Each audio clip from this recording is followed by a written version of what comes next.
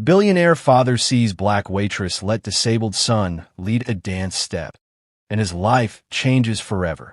The air inside Kingsley's, Manhattan's most prestigious fine dining establishment, carried the usual aroma of sophistication: aged wine, fresh truffle risotto, and exclusivity. Waiters moved like chess pieces, invisible but essential. Conversations hovered like perfume, low, refined, calculated. But tonight, something broke that carefully curated illusion. Silence. A silence so heavy it pressed on every shoulder. It didn't announce itself. It fell. Fast, violent, and irreversible. At the center of it, a boy, Lucas Montgomery, age 10, stood unsteady between two velvet-draped tables. Thin legs encased in metal braces shook under the effort. One hand gripped his motorized chair. The other, trembling but extended, reached out across an impossible gap. "Would you dance with me?" he asked, voice clear, unsure. Across from him, tray still in hand, stood Diana Johnson, a young black waitress in crisp black uniform, her natural curls tied back, her posture poised yet wary. It wasn't just an unexpected request. It was unacceptable. Every eye turned. Every whisper choked off. Every bite of steak or sip of Bordeaux paused in suspension. Even the pianist faltered, chords drifting into an awkward limbo. From near the bar, the manager, Mr. Thornton, moved in like a hawk. "Sir, control your son," he barked, his voice slicing through the thick silence. "This is not a dance hall. Our employees are not here to entertain children." The reprimand wasn't addressed to Diana. It was aimed at her table's most powerful presence, Richard Montgomery. Seated at the private corner booth, Richard wore his wealth like armor. Perfectly tailored navy suit, Rolex peeking beneath the cuff, a face chiseled by command. Billionaire, CEO of Montgomery Investments. A man whose name made markets shiver. And for once, that man looked utterly stunned. Lucas hadn't done something like this. Anything spontaneous, really, since the accident 2 years ago. The car crash that killed his wife, Elizabeth, and left Lucas with spinal trauma had shattered not just his family, but his sense of control. This was their first dinner in public since. It was supposed to be quiet, safe. Not this. "Lucas, sit down," Richard said, not loudly, but with finality. A practiced tone, one that usually worked. But Lucas's hand remained in the air, wavering slightly. Diana stood frozen, heart pounding. Years of silent service, of disappearing before being noticed, had trained her well. You don't interrupt. You don't speak unless spoken to. And you certainly don't touch the guests, especially not the rich ones. But that hand, that child's hand, waiting for an answer. She looked at Lucas, then at Richard, then at Mr. Thornton, whose mouth was already tightening with anticipated fury. "Mr. Thornton," she said, calmly, evenly. "I'm ending my shift." Gasps scattered across the room. She folded her apron neatly, set her tray aside, unfastened the name tag from her blouse. All of it done like ritual. Then she turned to Lucas and smiled. "I can't dance in an apron." Lucas's face lit up, just for a flicker, a spark beneath the trauma. Richard stood, hard. "What do you think you're doing?" Diana didn't flinch. "I'm accepting an invitation, sir." Her hand found Lucas's. He took a shaky step. The metal brace dragged with an audible screech. Several guests winced, but Diana didn't guide him, didn't hover. She waited, adjusted her own step to match his. It wasn't a performance. It was permission. The music resumed softly behind them, as if obeying the moment. Richard watched, arms locked at his sides. Emotion tried to claw its way to the surface. He buried it. Lucas took another step, then another. Diana mirrored him, always one breath behind. A woman at the next table whispered, "She's getting fired tomorrow." But Lucas didn't hear it. He was smiling. And Richard remembered something. Elizabeth twirling in their living room, hair loose, Lucas on her toes. "It's not about perfection," she'd said. "It's about connection." That was before the funeral, before the specialists, before the silence. Now, his son was not in therapy, not in pain, not behind glass. He was leading, And for once, someone followed. Mr. Thornton stepped beside Richard, hissing, "I can assure you this will never happen again. She'll be disciplined immediately." Richard didn't respond. The waiters stood still. The guests hushed. Even the kitchen had gone quiet. Lucas guided Diana back to the table. His grip tighter now, head a little higher. She bowed slightly.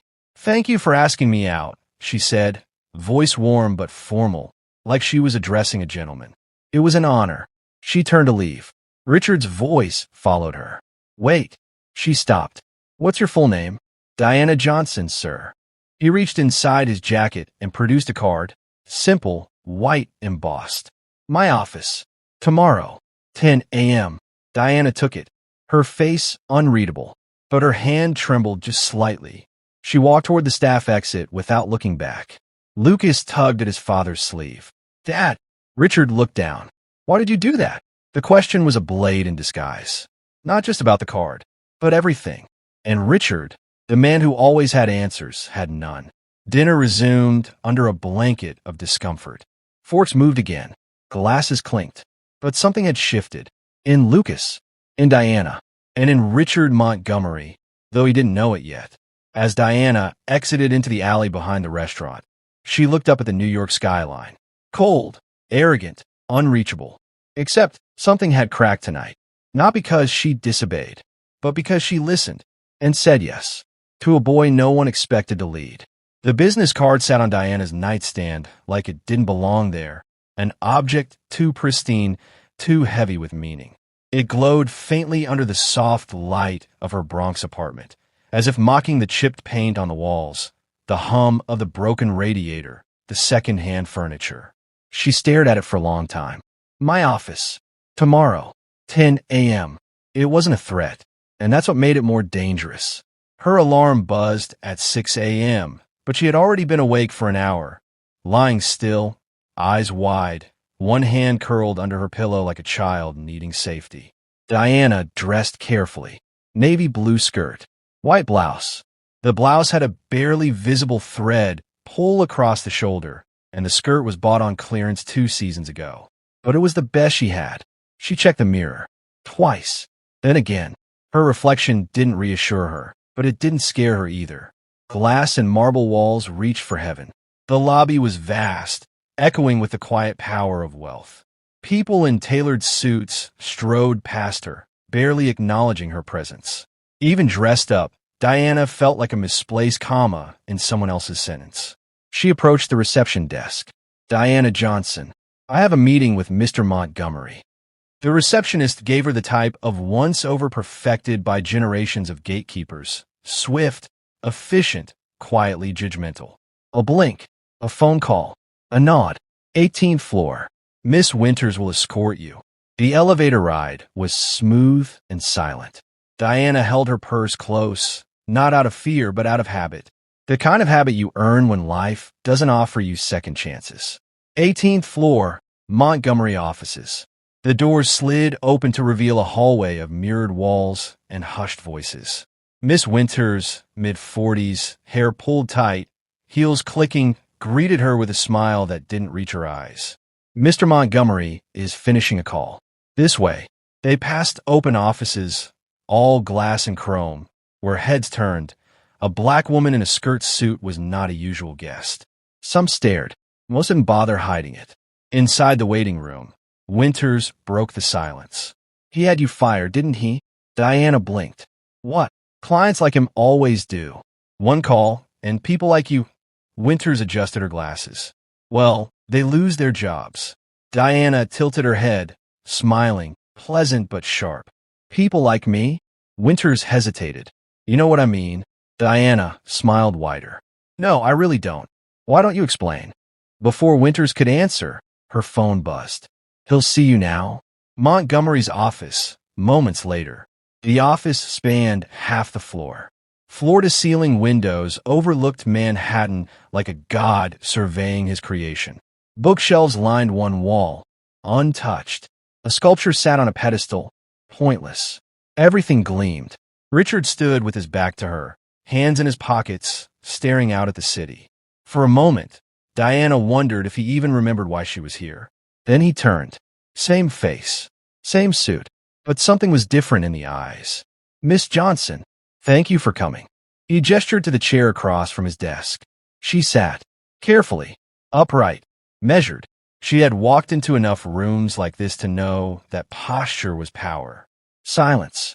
The kind of silence meant to test you, make you speak too soon, reveal your insecurities. Diana didn't flinch. Richard finally broke it. Do you have a background? Excuse me. Education. Training. Her eyes held his. Bachelor's in Child Development from NYU. Incomplete master's in special education. Had a leave to care for family. Something flickered in Richard's expression. Interest, maybe surprise. And now you're a waitress? I work 3 jobs. Waitress. Bookstore clerk on weekends. Private tutor when I can get clients. Richard moved to a sleek cabinet and retrieved a folder. I did some research. I wanted to know who danced with my son. He opened it. Photos. Printouts. Documents. Freedom Steps. You founded a movement therapy program 6 years ago. I co-founded it. With my sister, Zoe. A dance program for children with disabilities. She nodded, which is now almost bankrupt. Diana's expression didn't change. Of course he would know. I didn't come here to ask for money, Mr. Montgomery. Then why did you come? Because you invited me. Richard laughed softly, dry and joyless. He sat behind his desk, fingers laced. I want you to work for me. Pause. A long one. As what? Diana asked. A waitress? In your kitchen.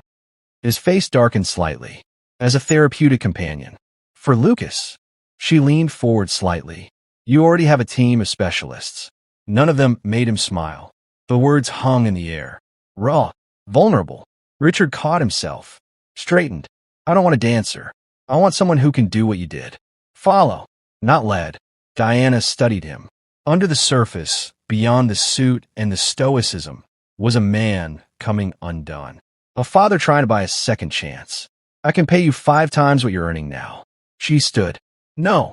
Richard's eyes widened, caught off guard. Rejection wasn't something he encountered often. Why? Because I don't work for people who see my skin before my skill. Or my clothes before my credentials. She stepped toward the door, then paused. And because your son deserves better than someone paid to pretend they care. She opened her purse, pulled out a worn business card. Freedom Steps. Classes on Tuesdays and Thursdays. For PM. First class is free. Bring him if you want. Or don't. She placed it gently on his desk. But if you come, let him lead. And she walked out. The building was old. Brick walls. Cracked linoleum floors. Posters made by hand with glitter glue and hope. Zoe, Diana's sister, met her at the front desk. There's a Bentley parked outside. Diana looked up from the attendance sheet. And Lucas is in the back seat. Zoe glanced out the window. And his dad's driving. Diana said nothing. Not surprise. Not gloating. Just calm observation. The car door opened. Lucas stepped out slowly, carefully adjusting his braces. Then Richard stepped out. No tailored suit. Just khakis and a sweater. Still out of place. Still uncomfortable. But he came. Diana smiled just barely. Not victory. Recognition. She walked to the door and opened it wide. The interior of Freedom Steps felt like another world. The sunlight poured through high windows, catching dust motes mid-air. Walls were painted in soft pastels, worn but vibrant. Handmade posters read things like, every move counts. Your rhythm, your rules. There are no mirrors, no perfect lines, no drills. Just children moving, awkwardly, freely, honestly. Lucas stood just inside the doorway, gripping the side of his braces. His eyes darted around the room. Other children rolled in wheelchairs, some wore prosthetics, others struggled to stand. Yet none of them looked ashamed. Diana stepped beside him. You ready to join? He nodded, slightly, then paused, turned back to look at his father. Richard stood at the edge of the space like a man observing a foreign planet. Hands in pockets, shoulders too stiff. Eyes trying to hide panic. Lucas hesitated. Richard gave a small nod. Go on. I'll be right here. Diana smiled. She held out her hand, not as a guide, but as a companion. Lucas stepped in. Observation bench continuous. Zoe, Diana's sister, approached Richard with 2 folding chairs. "First day is always the hardest." "For the kids?" he asked, eyes still locked on Lucas. "No," she said, "for the parents." Richard sat, knees bouncing unconsciously. "This isn't therapy," he murmured. "I hired the best rehabilitation specialist money can buy." Zoe crossed her legs. "And how has that been working?" Richard didn't answer. Diana led Lucas through a basic motion flow. Not choreography, not stretching, just movement. Every child followed their own rhythm. Lucas's steps were small. One brace wobbled. He nearly fell. No one corrected him. No one pitied him. No one applauded either. Instead, Diana stepped to his side, mimicked his awkward motion, and added a simple clap. Another child joined, then another. Soon, Lucas was part of a rhythm. Not leading, not following, just belonging. His lips parted. Not quite a smile, but something close. Moments later, the front door creaked open. An older woman entered, leaning on a carved cane, her gray braids tucked into a low bun. Her movements were slow, but her presence was commanding. "Dr. Elaine Mercer," Zoe whispered to Richard. "Neuroscientist, retired Harvard professor, specializes in movement-based rehabilitation." Richard stiffened. "Dr. Mercer, you submitted a proposal to my foundation." 3 times, she replied without blinking. Each time rejected without comment. He cleared his throat. "I didn't expect to see you here." She gave a thin smile. "I oversee the research initiative for Freedom Steps." Dr. Mercer stood near Richard as Diana continued guiding the children. She kept her distance, observing, not interfering. "What exactly is this?" Richard asked. "It looks like chaos." "It is," Mercer replied. "Controlled chaos. Freedom within framework. We're studying how autonomy in movement, particularly non-directive approaches, can alter neuroplasticity in children with motor impairments." Richard blinked. "This is science. This is a revolution." Diana took a brief break as Zoe introduced Richard to their archive wall. Photos of children, handwritten notes, timelines, progress charts. Each child's journey was documented. Struggles, milestones, fears, wins. On the far wall, an empty frame. "What's that for?" Richard asked. "Our future," Diana answered. "The rehabilitation center we could build. We just need space, equipment, staff, and someone willing to believe it's worth it." Lucas was now trying a modified step with a boy using crutches. The music softened. The others slowed their pace. Then it happened. Lucas lifted one brace. Just one, and he tried to walk. The room fell into silence. Richard stood. Diana raised a hand. "Let him." Lucas swayed. His foot landed. Then again. It wasn't clean. It wasn't strong, but it was independent. A full, unsupported step. The room erupted, not in cheers, but in hushed awe. Richard sat down, shaken. His son, who once refused to leave his bed, had just taken a step without help. Not because someone pushed him, because someone trusted him. Moments later, Richard stared at the wall of progress. His voice was low. "You orchestrated all of this." Diana didn't smile. "I recognized a moment, and I followed it. You brought me here on the day the press is present, because you wouldn't listen any other way." He stared at her, not with anger, with something closer to shame. "You used my son." Diana stepped forward, voice quiet but firm. "Your son chose to dance. I chose to follow. You chose to finally show up." Reporters hovered at the edge of the space. Camera flashes lit the walls. Someone asked, "Mr. Montgomery, is it true your foundation rejected this program 3 times?" He looked at Lucas, now clapping along with other kids, his cheeks pink with joy. Then Richard turned to the reporter. His voice, calm but loud enough for everyone. "You know what's hardest for someone like me? Admitting we were wrong. Silence. The Montgomery Foundation is committing to fund Freedom Steps for the next 5 years and to build a permanent rehabilitation center based on this program's methods." Gasps. Cheers. Camera shudders. He turned to Diana. "On one condition," he said. "You retain full control. No interference." Her lips parted. For a moment, she didn't trust it. Then she nodded. A truce. A shift. A new step.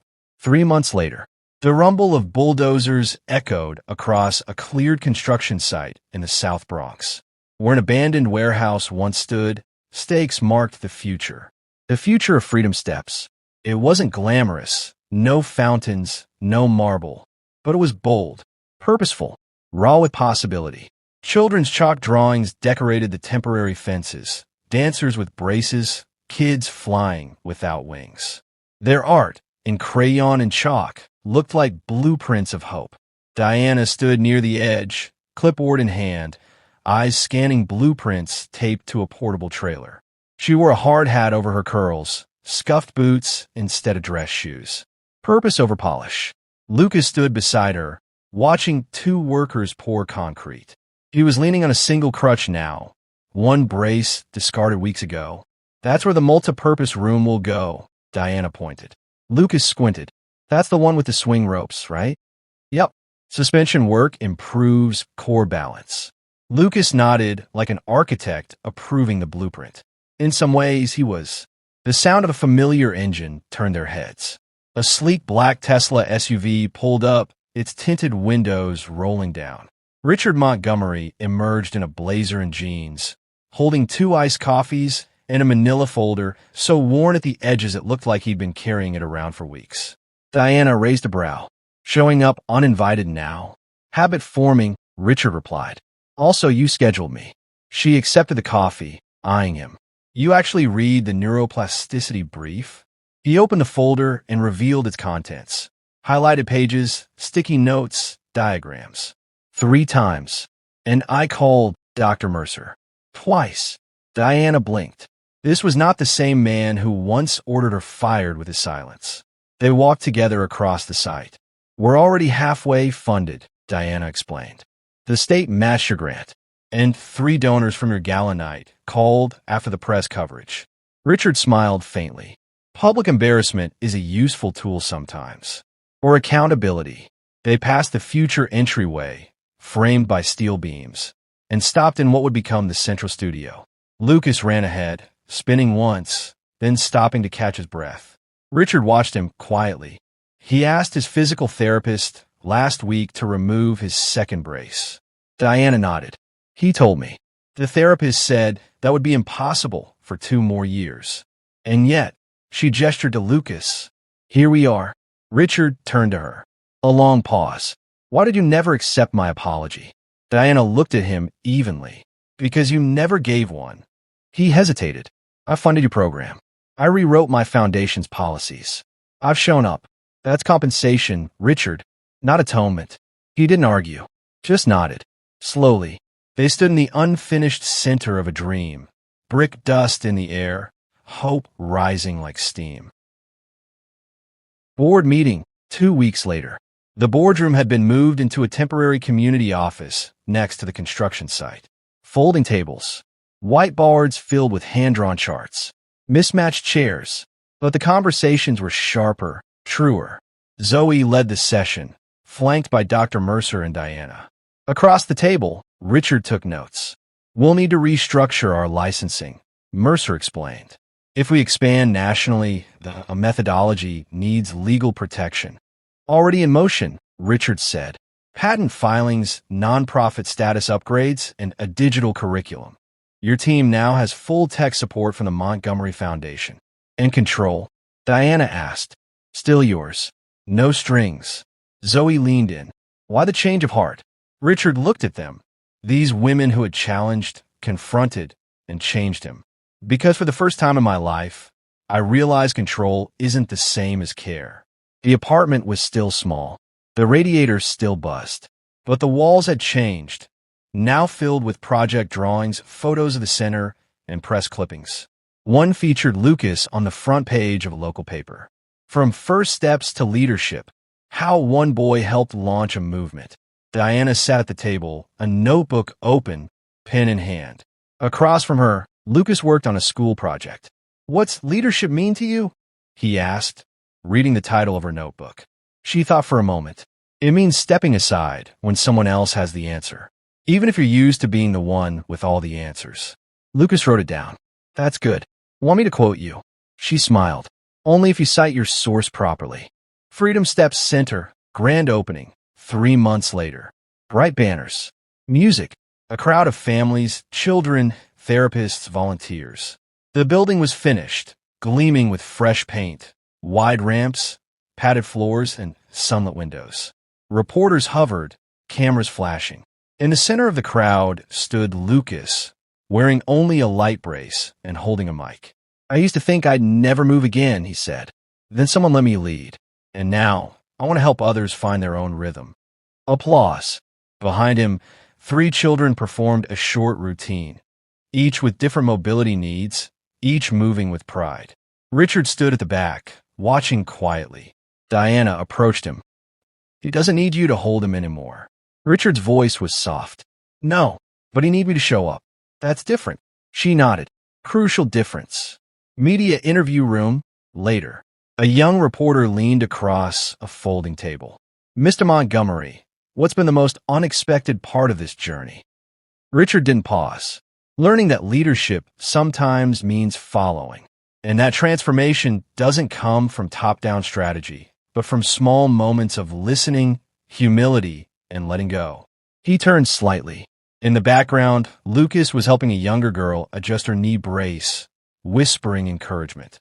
"That," Richard said, pointing, "is the kind of leadership I never knew to look for."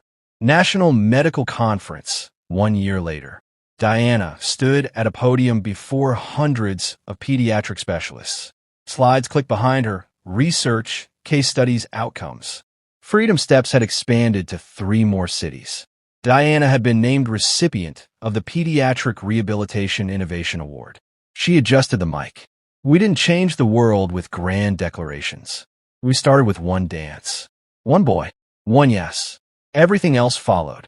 Stone hallway, Lucas's school day. Lucas, now 12, walked with a slight limp, light cane in hand. He passed lockers, greeted classmates, carried a backpack slung over one shoulder. A girl approached him nervously. "Hey, I get nervous in gym. Could you show me that arm movement thing again?" Lucas smiled. "Sure. Want to lead?" She blinked, surprised, then smiled back. "Yeah, I do." They turned down the hallway together, side by side. The name Freedom Steps had once been scribbled on a flyer with a glue stick and a prayer. Now it sat in clean, white letters above 4 bright glass doors in Atlanta, where the second branch had just opened. A local news van parked outside, and kids lined up at the entrance wearing printed T-shirts that read, "Not just a step, my step." Diana Johnson stood to the side, clipboard in hand, watching the new instructors introduce themselves. Zoe was coordinating with volunteers. Local medical partners stood nearby, uncertain but curious. Everything looked smooth, until a boy slammed into the studio wall, not out of recklessness, but in defiance. "I don't need this stupid class." He was about 11. One brace. Angry. Eyes sharp with resistance. His mother moved toward him, apologetic. But Diana stepped in gently. "You're right," she said, calm. "You don't. You're not broken. But maybe you're curious." The boy narrowed his eyes. Curious about what? About what happens when no one tells you how to move. He hesitated, then shrugged. Whatever. But he stayed. 2 hours later, he was laughing, crutch raised like a lightsaber, as 2 kids chased each other in slow-motion balance drills. Diana leaned against the wall and smiled. It always started this way. First, resistance. Then rhythm. National School Conference, Boston, weeks later. Lucas Montgomery, now a confident 12-year-old, stood on stage in a navy blazer. He held the mic like he'd done this a dozen times. He had. Behind him, a screen read, "Youth Leadership, Redefining Inclusion Through Movement." I used to think being different meant being less. Slower. Fragile, he said. But I was wrong. Being different means knowing a road no one else knows yet. Applause. Richard watched from the front row, blinking rapidly. Next to him, a man whispered, "That your son?" "That's my teacher," Richard replied quietly. Lucas's bedroom, night. Back in New York, Lucas lay sprawled across his bed, headset on, feet twitching to music. Richard knocked. "You have a minute?" Lucas pulled the headset down. "What's up?" "Dr. Mercer's retiring next year. She wants to nominate someone to lead the National Research Wing." And She asked if I'd support her choice. Lucas raised a brow. Who? Diana. Lucas smirked. You even have to ask? Richard laughed, surprised. No, I guess not. Hospital Pediatric Wing, Chicago, months later. Inside a stark white therapy room, 3 nurses, a child psychologist, and 2 interns watched a video playing on a tablet. It was an excerpt from Freedom Steps Atlanta, a child with cerebral palsy improvising movement with a toy drum, flanked by instructors who followed his lead instead of correcting him. The lead nurse put the tablet down. This is what we've been missing. By the end of the month, Freedom Step Chicago was in motion. Montgomery Foundation HQ conference room. A team of lawyers, marketers, and grant officers sat as Diana led a strategy meeting. No frills, no title games, just focused planning. Richard sat near the back, taking notes. Zoe presented the latest stats. Children enrolled, 812. States served, 7. Hospital integration partners, 14. Dropout rate, less than 4%. Someone asked if they should aim for franchising. Diana shook her head. We don't mass-produce empowerment. Every location must be community-rooted, locally led. No branding without ownership. Richard nodded. He had built empires. She was building a movement, and they couldn't be governed the same way. Capitol Hill, 6 months later. Lucas sat before a congressional subcommittee, giving testimony on pediatric rehabilitation reform. The room was stiff. Men in suits, women with iPads. Lucas, age 13, cleared his throat. When I danced for the first time after my accident, my body didn't know what it was doing. But someone let me try. Without correction. Without fixing. He paused. I didn't need perfection. I needed permission. Parking lot, post-hearing. Richard leaned against the car, eyes glassy. Diana stood beside him. You okay? I don't think I ever imagined a world where my son taught Congress something I had to learn from a waitress. She laughed. I'm not a waitress anymore. He looked at her. You never were. Community Center night. Diana returned to the original Bronx location. Empty now except for chairs stacked, posters rolled up. The new headquarters had absorbed its operations. But she still came back sometimes. To remember, in the center of the old floor, a single photograph had been pinned to the remaining bulletin board. It was Lucas, mid-spin, braces gleaming, hand extended. Diana behind him. One step behind. She smiled. Then, from her pocket, pulled a folded envelope, an acceptance letter. Harvard, full scholarship, research fellowship. She breathed in, then out, and left the room. School gym, weeks later. Lucas and 2 teens led a movement class for younger kids. No mirrors, no coaches barking, just laughter, beats, messy rhythm. In one corner, a boy hesitated, standing stiff. Lucas approached him, hand out. You want to lead? The boy looked confused, then smiled. Yeah. Final news segment. National television. A montage played. A child dancing with a prosthetic leg in Kansas City. A girl in a powered wheelchair spinning gracefully in Miami. A boy with tremors guiding an instructor in San Diego. The voiceover. What began with one small step in a restaurant became a nationwide shift in how we treat ability.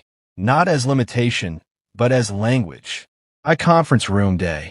Richard stood at a podium. Behind him, a banner. Freedom Steps International Summit. He cleared his throat. There are moments when life offers you a mirror so clear, it shatters your illusions. He looked toward Diana, who nodded once from the audience. I didn't build this. I only stepped out of the way. 1 year later, the ribbon fluttered in the wind, stretched across the entry of the Freedom Steps Global Innovation Center, located on a repurposed stretch of land in Northern California, once slated for luxury condos. Now, it would house the first research and training institute dedicated entirely to movement autonomy and pediatric care, a bold, permanent fixture in a world that had too often labeled the disabled as problems to be managed. The stage was set. A large audience had gathered. Press, politicians, educators, researchers, parents, and children. Some leaned on canes. Some rolled in wheelchairs. Some wore braces or wires or carried medical devices strapped to their bodies like armor. They were not the audience. They were the future. Backstage, moments before, Diana stood in front of a mirror, adjusting her blazer. Her fingers lingered at the lapel, where a tiny enamel pin read, "Follow to lead." Her hair was pinned up, her name now regularly appearing in journals and keynote rosters. Yet this felt different. Zoe peeked in. "You ready?" Diana smiled nervously. "No, that's how I know I should go out there." They walked together toward the stage. Lucas waited there already, now 14, wearing no brace, just a small support pad beneath his left heel. Taller, stronger. He smiled. "We came a long way, huh?" Diana nodded. "And we're just getting started." Inauguration ceremony, continuous. The ribbon was cut. The applause was thunderous. Diana stepped to the mic. 4 years ago, I was told not to dance in a restaurant. Laughter. Today, we cut the ribbon on a center dedicated to the very thing I was told to stop doing. She paused. What we're building is not about dance or therapy or any one method. It's about permission, about replacing correction with connection, about letting those we once silenced show us another way. The applause swelled. She stepped back. Lucas stepped forward. He lifted a small frame. Inside was a photo of that first moment in the restaurant. His hand extended, Diana taking it, braces gleaming under soft light. He turned the frame around. "This is going in the lobby," he said, then turned to the crowd. "Because everything began when someone let me lead." Research lab, months later. Dr. Elaine Mercer, now retired, walked slowly down a long corridor lined with glass panels. Inside, researchers, most of them under 35, conducted trials, observed movement data, and ran immersive digital environments for neurofeedback training. A young assistant met her near the observation room. "They're waiting." Dr. Mercer entered. At the head of the table sat Diana, now director of applied movement studies. To her left, Lucas, serving as a youth representative and assistant research associate. His ID badge read, "Peer Specialist in Autonomy Rehabilitation." Diana stood to greet Mercer. "Welcome back." Mercer smiled. "I didn't build this," she said, eyes misting, "but I never imagined I'd live to see it." New York City, Montgomery Estate, night. Richard Montgomery sat alone in his study, a notebook open, pages filled with his handwriting. Not financial strategies, but reflections, case summaries, articles on child psychology. The man who once hired PR firms to humanize his image now found humanity on his own terms. A knock. Lucas entered. "Mom says we're leaving in 10. Be right there." Lucas paused. "You know, you don't have to keep pretending like you're not emotional every time you read about freedom steps." Richard grinned. "I'm still learning." Lucas crossed the room and hugged him.